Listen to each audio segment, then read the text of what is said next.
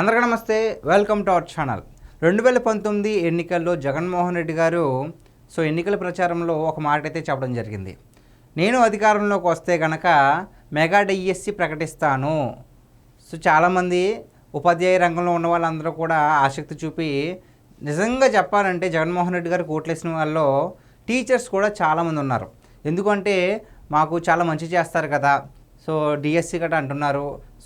Teacher కోసం teacher post కోసం ఎదురు చూసే వాళ్ళు, అలాగే టీచర్ రంగంలో ఉపాధ్యాయ రంగంలో ఉన్నవారు కూడా చాలామంది జగన్ గారికి ఓటేశారు, మమ్మల్ని ఉద్ధరిస్తారు అని చెప్పేసి. కాకపోతే మెయిన్గా బలి చేసింది ఆ ఉపాధ్యాయ రంగాన్ని. దానివల్లే గత ప్రభుత్వ హయాంలో విద్యా సంస్థ ఎంతలా నాశనమైందంటే విద్యారంగం చాలా దారుణంగా నాశనం అయిపోయింది. కానీ దాని తర్వాత కూటమి ప్రభుత్వం వచ్చిన వెంటనే మెగా డిఎస్సిని ప్రకటిస్తామని చెప్పారు. చెప్పిన విధంగానే మెగా డిఎస్సిని కాస్త ఆలస్యమైనా సరే మొత్తం ఎన్ని షరతులు ఉంటే అన్ని షరతులను చూసుకుని ఈలోపు నోటిఫికేషన్ ఇస్తుంటే చాలామంది పిటిషన్లు కూడా వేశారు. వాటన్నింటిని కూడా తట్టుకుని చాలా చాకచక్యంగా వ్యవహరించి మొత్తానికి నారా లోకేష్ గారు అయితే మెగా డిఎస్సిని ప్రకటించడం. మెగా డిఎస్సి ప్రకటించిన తర్వాత చాలామంది ఎగ్జామ్స్ రాశారు. ఎగ్జామ్స్ రాసి మొత్తానికి 16,000 మందికి పైగా ఉద్యోగాల్లో నియమితులయ్యారు. వాళ్ళ పట్టాదారులు కూడా అయ్యి పట్టాలను కూడా స్వీకరించడం జరిగింది రీసెంట్గానే. ఇప్పుడు దాని తర్వాత ప్రతి ఏటా మెగా డిఎస్సి నిర్వహిస్తాము, ప్రతి ఏటా నోటిఫికేషన్ ఇస్తాము అని చెప్పి డిఎస్సి మీద ఎవరైతే ఇంట్రెస్ట్ ఉన్నారో వాళ్ళందరికీ కూడా ఊరటనిచ్చారు. ఎందుకంటే గత 5 ఏళ్ళు డిఎస్సి కోసం ఎదురు చూసి జగన్మోహన్ రెడ్డి గారు ఒక్క నోటిఫికేషన్ కూడా ఇవ్వాల. దానివల్ల చాలా ఇబ్బంది పడ్డారు.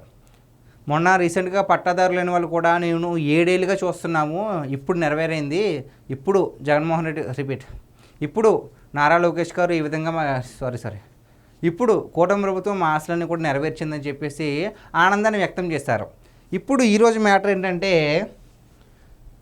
ఈ ఏడాది నవంబర్ చివరిలో టెట్ డిఎస్సి అయింది. ఈ ఏడాది చివరిలో నవంబర్లో టెట్ అయిన తర్వాత నెక్స్ట్ 2026 జనవరిలో డిఎస్సి నోటిఫికేషన్ విడుదల చేయనున్నట్లు విద్యా ఐటీ శాఖల మంత్రి నారా లోకేష్ ప్రకటించారు. ఈ సంవత్సరంలో డిఎస్సి అయిపోయింది. నెక్స్ట్ ఇయర్ డిఎస్సికి ఎప్పుడు జనవరిలో డిఎస్సి నోటిఫికేషన్ ఇస్తారట. మార్చిలో డిఎస్సి స్పెషల్ డిఎస్సి పరీక్షలు నిర్వహించనున్నట్లు వెల్లడించారు. డిఎస్సితో పాటు స్పెషల్ డిఎస్సి కూడా. స్పెషల్ డిఎస్సిలో 2,260 పోస్టులకు ఇప్పటికే ఆర్థిక శాఖ అనుమతి లభించింది. డిఎస్సితో కాకుండా ఇందాక మనం చెప్పుకున్నట్లుగానే స్పెషల్ డిఎస్సికి 2,260 పోస్టులకి ఆల్రెడీ పర్మిషన్ అయితే తీసుకున్నారు. ఉండవల్లి నివాసంలో పాఠశాల, ఇంటర్మీడియట్, కళాశాల విద్యపై గురువారం నిర్వహించిన సమీక్షలో ఆయన మాట్లాడుతూ, టెట్ డిఎస్సీలకు అభ్యర్థులంతా సన్నద్ధం కావాలి. వచ్చే విద్యా సంవత్సరం ప్రారంభం నాటికి కొత్త టీచర్లు విధుల్లో చేరే అధికారులు ప్రణాళికలు అమలు చేయాలి అని చెప్పారు. అంటే వచ్చే విద్యా సంవత్సరం ఎప్పుడు కూడా జూన్ నుంచి మొదలవుతుంది, జూన్ 12 అప్పటి నుంచి మొదలవుతుంది కదా. నెక్స్ట్ ఇయర్ 2026 జూన్ కల్లా ఎప్పుడైతే నెక్స్ట్ ఇయర్ జనవరిలో పెడుతున్నారు కదా డిఎస్సి, వాళ్ళకి ఎగ్జామ్స్ అయిపోయి వాళ్ళ రిజల్ట్స్ కూడా ఇచ్చేసి వాళ్ళు జూన్ 12వ తారీఖు 2026 జూన్ విద్యా సంవత్సరంలో వచ్చే లోపే వాళ్ళు నియమితులు అయిపోవాలి, వాళ్ళకి ఉద్యోగాలు వచ్చేసే విధంగా ప్రణాళికలు అయితే సిద్ధం చేసుకోవడం జరుగుతుందన్నమాట. విద్యార్థుల్లో కనీస అభ్యసన సామర్థ్యాలపై లక్ష్య సాధనకు భవిష్యత్తు ప్రణాళిక రూపొందించాలి, బేస్ లైన్ పరీక్ష నిర్వహణకు విధి విధానాలు రూపొందించాలని ఆదేశించారు. డిసెంబర్కు 10 సిలబస్ పూర్తి చేయాలి. అంటే 10వ తరగతి విద్యార్థులకు డిసెంబర్ కల్లా సిలబస్ పూర్తి చేసి 100 రోజుల ప్రణాళికల ద్వారా మెరుగైన ఫలితాల సాధనకు కృషి చేయాలి. చాలామంది అంటూ ఉంటారు కదండి, ఇప్పుడు సంవత్సరం అంతా సిలబస్ చెప్తూనే ఉంటే వాళ్ళు చదివేది ఎప్పుడు రివిజన్ చేసింది బుర్రకి ఎక్కించుకుని ఎగ్జామ్స్లో బాగా పెర్ఫామ్ చేసేటప్పుడు. డిసెంబర్ కల్లా సిలబస్ అంతా అయిపోతే బట్టి పట్టకుండా ఇంకా ఎంత టైం ఉంటుంది, ఈజీగా ఒక 4 నెలల టైం ఉంటుంది పబ్లిక్ ఎగ్జామ్కి. ఈ 4 నెలల టైంలో మొత్తం సిలబస్ని అంతా రివిజన్ చేసుకోవడానికి చాలా ఎక్కువ టైం ఉంటుంది. ఈ ఎక్కువ టైంలోనే స్లిప్ టెస్టులు కండక్ట్ చేయొచ్చు, ఎక్కువగా ప్రిపరేషన్ చేసుకోవచ్చు. క్విజ్ వీటన్నిటిలో పాల్గొనడం వల్ల బిడ్ బ్యాంక్ బాగా గుర్తుంటుంది. సో ఈ విధంగా డిసెంబర్ కల్లా సిలబస్ అయితే అయిపోతే కనుక 10th క్లాస్ది, దాని తర్వాత రివిజన్ చేసుకుని పరీక్షల్లో బాగా పెర్ఫామ్ చేయొచ్చు అని చెప్పేసి నారా లోకేష్ గారు అయితే ఒక సూచన ఇవ్వడం జరిగింది. నవంబర్ 26 రాజ్యాంగ దినోత్సవాన్ని ఘనంగా నిర్వహించాలి. ఆ రోజు నిర్వహించనున్న స్టూడెంట్ అసెంబ్లీకి సీఎం, డిప్యూటీ సీఎం, సభాపతితో పాటు నేను హాజరవుతానని చెప్పేసి నారా లోకేష్ గారు అయితే తెలపడం జరిగింది. ఫస్ట్ టైం అనమాట స్టూడెంట్స్తో అసెంబ్లీకి తీసుకువెళ్ళడం. స్టూడెంట్స్తో అసెంబ్లీ అనేది చాలా కొత్త థాట్ అది. సో ఎందుకు స్టూడెంట్స్ని అసెంబ్లీకి తీసుకెళ్ళాలంటే, సో వాళ్ళ ద్వారా వచ్చే పాయింట్స్ కూడా చాలా ముఖ్యం అనమాట. సో స్టూడెంట్స్ కూడా ఈ రాజకీయ విధానాలు ఎలా ఉంటాయి, స్టూడెంట్స్లో కూడా చాలామంది రాజకీయం వైపు వద్దాం అనుకుంటారు కదా. సో ఏ విధంగా జరుగుద్ది, వీటన్నిటికీ అవగాహన కోసం స్టూడెంట్స్ని కూడా ఎప్పుడు అంటే నవంబర్ 26 రాజ్యాంగ దినోత్సవాన్ని ఘనంగా నిర్వహించడానికి స్టూడెంట్స్ని కూడా తీసుకెళ్తున్నారు. అప్పుడు సీఎం, డిప్యూటీ సీఎం, సభాపతితో పాటు నారా లోకేష్ గారు కూడా హాజరవుతారని చెప్తున్నారనమాట.